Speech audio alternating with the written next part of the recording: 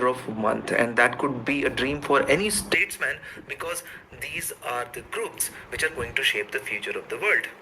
Apart from that, he also in the article, bilateral engagements may be a much more productive at this point in history. And this article has brought the importance of multilateralism, a process of organizing relations where a group of three or more countries interact with each other. If you compare it with unilateralism, where a country acts unilaterally, or bilateralism, where two countries interact with each other for mutual benefit, multilateralism stands out.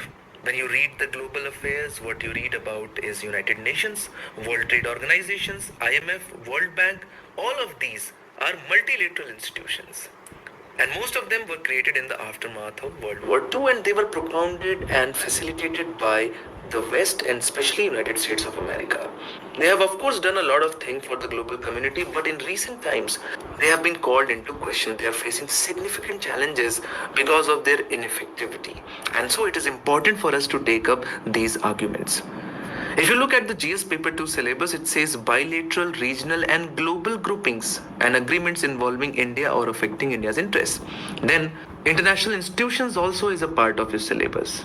So we are going to first understand what multilateralism is and how is it distinguished from other such bodies, especially minilateral bodies or bilateral relations. What are the advantages that it has to offer? And then finally, what are the challenges that it is posing? Also, if you have understood this topic well, you can solve this practice question, which is multilateralism is coming under threat mainly due to the actions of the developed countries. Do you agree? So what is multilateralism? At the very basic, it's the process of organizing relations between groups of three or more states or countries. So whenever two countries, for example, A and B interact with each other, that is called bilateralism. When a single country acts alone, that is called unilateralism. But when a group of three or more countries develop a process to organize their relationships, that is called multilateralism. So what could be some of the examples of global multilateralism? The best example, of course, is United Nations. Then you have World Trade Organization. Then, of course, you have IMF, which was recently taken up in the DNS. Then, of course, you have World Bank. So these are global multilateral institutions where more than 170 countries have come together, which satisfies the definition of three or more, and have developed a process to organize their relationships. United Nations has much wider connotation, whereas World Trade Organization is more about trade. IMF is more about fiscal policies and financial matters. World Bank is more about development related aid and policies. So although multilateralism has a long history, but it is primarily associated with the era after the World War II. And you can clearly see that all these global multilateral institutions were created post-World War II, during which there was a large number of, or emergence of large number of multilateral agreements, which were primarily led by United States in particular and West in general. And of course, you will see that later on this will emerge as one of the basic criticisms of these multilateral institutions. And still, the way these organizations are set up, the way they function, the way they governed, it's basically marked by the hegemony or the dominance of West in general and USA in particular. So what is it that separates multilateralism from other regional organizations? And these are three very important principles: the principle of indivisibility, the principle of reciprocity, and the principle of dispute settlement. So when we talk about these groups, which should have three or more members, we are often confused with respect to the groups like World Trade Organization, IMF, and groups like RCEP or ASEAN, because after all these groups have three or more members. So will they be called multilateral institutions or multilateral group? And so the answer is no, because a multilateral group or organization should have three very distinct principles, or should be based upon these three principles: the principle of indivisibility, reciprocity, and dispute settlement. Starting with indivisibility. Indivisibility basically means that there should not be any kind of distinction of interests. For example, NATO or North Atlantic Treaty Organization, which has been in news a lot. NATO is a very clear-cut example to show the principle of indivisibility. All of us know its principle of collective security, in which a war against one state is considered to be a war against all the states, ensuring that any act of aggression against a member is met with a response from all the members. And this was the basic reason why Russia chose to attack Ukraine, because Ukraine was about to enter into NATO, which would have enabled Ukraine to secure collective security. And so you can clearly see that security of a particular country, of a group or a collective, is treated as a security of everyone. So it is believed in multilateralism that if the interest of one of the nation is threatened, so is the interest of all of them. And then it is treated alike. Another example of this would be the most favored nation status given under WTO. As soon as a country becomes a member of World Trade Organization, it has to enable certain level of preferential treatment to all other members of WTO. And here, the interest is the trade liberalization or easing of the trade of goods and services. But this is very different from what you have in a bilateral relation. Bilateralism, by contrast, fragments relation between the states. If India is going to enter into comprehensive economic partnership with, let's say, UAE, then the terms of trade available to UAE would be very different to those available to other countries. Then after indivisibility, another very important principle is the principle of or diffuse reciprocity. Now what does this term means? Now in multilateralism, for example, let's take again the situation of collective security of NATO. And let's say tomorrow Russia decides to attack Germany or any other country which is a part of NATO and hence has the right for collective security, and all other countries enter into collaboration to defend Germany and in retaliation attack Russia. There will be a lot of war budget which will be expended by these countries. So will these countries be eligible for reimbursement of the war efforts? No.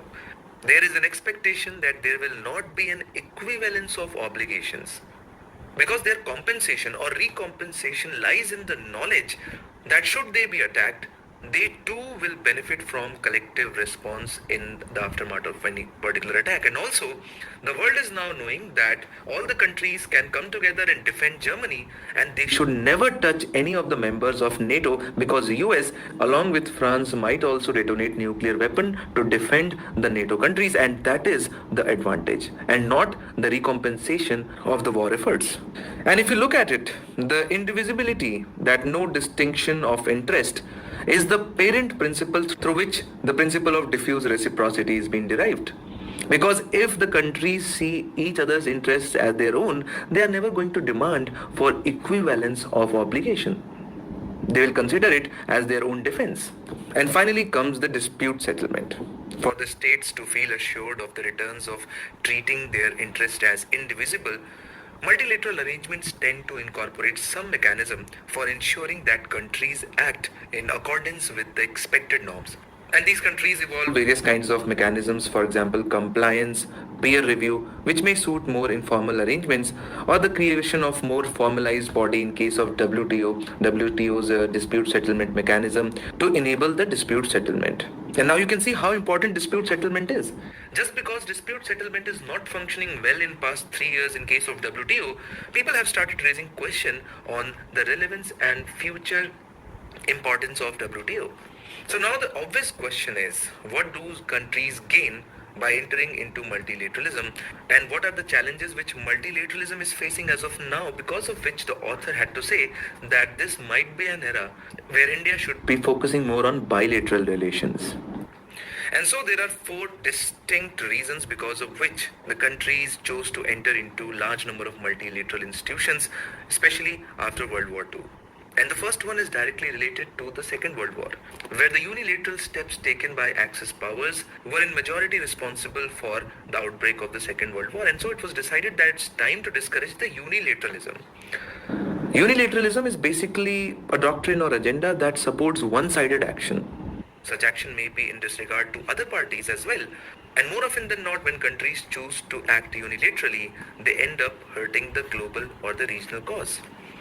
And so it has been found that multilateralism discourages unilateralism. And you can see that barring few exceptions of unilateral steps taken by United States of America, for example, their actions in Afghanistan and Iraq, their walking out of Paris climate deal, even before that Kyoto agreement, except barring those instances, not many countries have chose to act unilaterally in past 40 to 50 years. And so you can say that this has been one of the biggest advantage of multilateralism. But it's just not about discouragement to unilateralism. Multilateralism gives voice to small powers or middle powers like India, Brazil, Russia, or even smaller countries. Multilateralism might not give them influence directly if they choose to act independently, but when they enter into multilateral organizations and they form groups like G77, they at least get a voice at the global stage where these global powers are listening to them.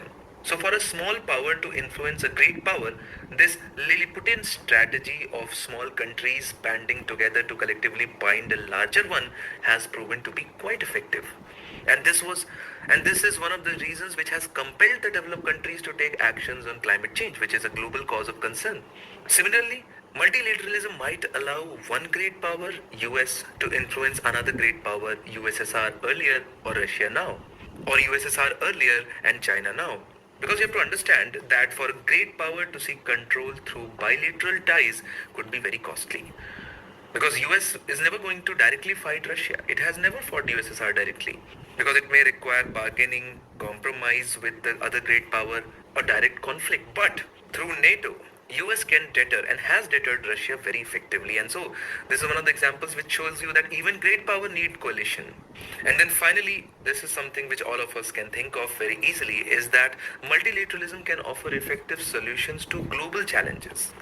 For example, one of the most effective actions so far in the form of Montreal Protocol with respect to ozone depleting substances is a multilateral treaty.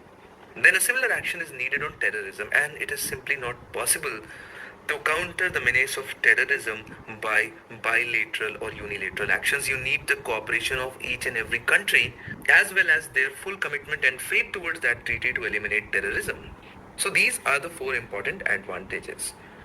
But if everything is so rosy about multilateralism, why learned author has chose to write that this is the time for bilateral actions? And the simple reason is that multilateralism is facing a lot of challenges in the present context. And the first and foremost challenge to multilateralism is coming from its most significant propounder, which is the United States of America and its unilateral actions. Because in past 10 to 20 years, US has taken such unilateral actions and steps which have led other countries to question the very utility of multilateralism. Because currently a perception has been built up that United States is inclined more to act unilaterally rather than through multilateral institutions which were kind of forced upon US itself on the global community. Because if you look at the actions of US in terms of climate change, it never ratified Kyoto Protocol. It ratified, agreed to Paris, walked away, then walked in. It has never been a party to International Criminal Court. It chose to attack Iraq without any proof or evidence of weapons of mass destruction available there, or without the approval of United Nations or Security Council. Then it unilaterally walked away from JCPOA with respect to Iran nuclear deal. And these are just few instances to show you how USA itself is conducting unilateral actions in defiance of all the multilateral organizations. Apart from that, another important threat which is coming from, or in fact the most important threat which is coming to the multilateralism is from minilateralism. So just like multilateralism, minilateralism is also about countries coming together, but these are a different set of arrangements. These are quite flexible and have ad hoc frameworks whose membership varies based on situational interests, shared values, and relevant capabilities. And the best example of that would be regional blocs like ASEAN or RCEP, which is based on location. Then you might have G7 or G20 on the basis of a financial or economic framework. These are called minilateral institutions. These are minilateral rather than universal. These are voluntary rather than legally binding. These are disaggregated rather than comprehensive. And these are more often than not regional rather than global. And they do not follow top to bottom approach, but they follow bottom to top approach. Then the rise of China has played a very important role in posing a key challenges to these multilateral institutions.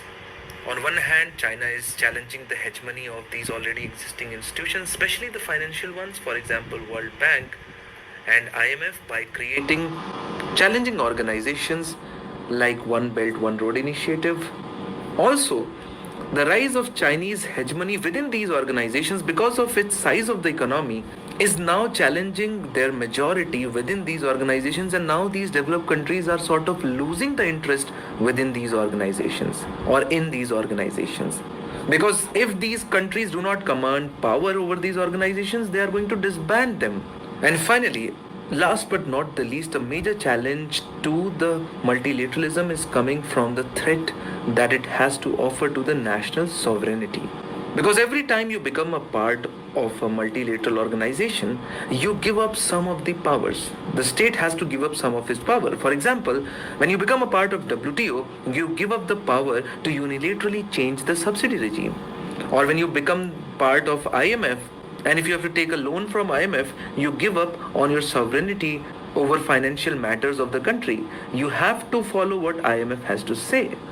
This has led to a lot of group of nations to believe that either the way we are doing multilateralism has to change, or we will resort to the minilateralism, which offers much more flexibility. So from the perspective of international relation, this is a very, very important topic which highlights the declining role of multilateralism and rise of minilateralism. Let's